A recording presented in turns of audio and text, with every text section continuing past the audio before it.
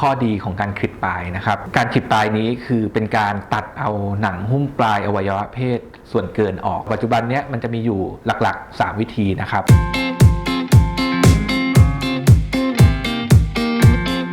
สวัสดีครับผมหมอสุภวัฒน์นะครับวันนี้เราจะมาพูดถึงเรื่องข้อดีของการคลิปปลายนะครับการคลิปปลายนี้คือเป็นการตัดเอาหนังหุ้มปลายอวัยวะเพศส่วนเกินออกนะครับซึ่งปกติแล้วข้อดีของมันจะมีเยอะมากนะครับตั้งแต่1สามารถช่วยป้องกันการติดเชื้อทางเพศสัมพันธ์ได้ง่ายนะครับอย่างที่2ก็คือการดูแลความสะอาด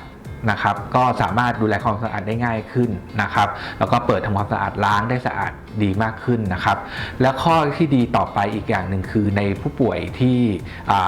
มีภาวะหนังหุ้มปลายตีบหนังหุ้มปลายยาวเกินนะครับแล้วก็หนังหุ้มปลายอักเสบง่ายพวกนี้นะครับการคลิปปลายจะช่วยให้1ลดความเจ็บปวดในการดึงรั้งของหนังหุ้มปลายได้ดีมากขึ้นนะครับแล้วก็อย่างที่2คือ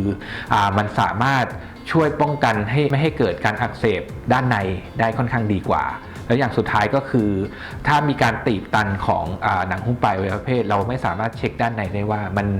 มีความผิดปกติมากผิดปกติน้อยอย่างไรซึ่งต่อไปเนี่ยในอนาคตมันสามารถทำให้เกิดเป็นมะเร็งองคชาตได้ซึ่งจะมีความเสี่ยง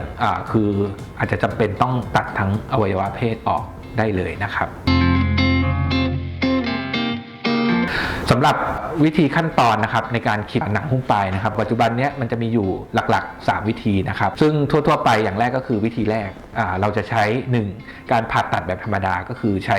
มีดกรีดเปิดนะครับตัดด้วยจี้ไฟฟ้านะครับแล้วก็เย็บให้แผลมาชนกันนะครับซึ่งวิธีนี้อาจจะใช้มีการเสียเลือดค่อนข้างเยอะระดับหนึ่งนะครับอย่างที่2ก็คือมีการใช้เวลาในการทำอาจจะเยอะสักหน่อยหนึ่งประมาณ 30-40 นาทีซึ่งบางคนบางคนก็อาจจะกลัวเรื่องว่าระหว่างทำอาจจะกลัวเจ็บกลัวอะไรพวกนี้นะครับเราก็อาจจะมีวิธีอื่นนะครับที่ช่วยให้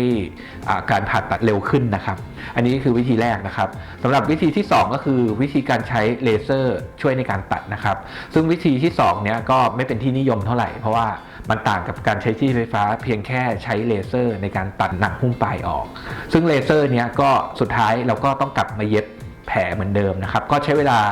พอๆกันแล้วก็อาจจะเป็นการเสียค่าใช้จ่ายเพิ่มขึ้นโดยไม่จำเป็นนะครับเพราะว่าค่าใช้จ่ายเลเซอร์จะค่อนข้างสูงนะครับสำหรับวิธีสุดท้ายซึ่งเป็นวิธีใหม่นะครับก็เป็นวิธีเรียกว่าคลิปไร้เลือดนะครับซึ่งการคลิปไร้เลือดนี้นะครับก็1ข้อดีที่ชัดเจนแตกต่างกันอย่างมากเลยคือเวลานะครับคือใช้เวลาที่ค่อนข้างสั้นมากคือไม่เกิน 5-10 นาทีก็เสร็จแล้วนะครับแล้วก็อย่างที่2คือแผลที่ได้จะค่อนข้างเรียบเนียนสวยนะครับเพราะว่า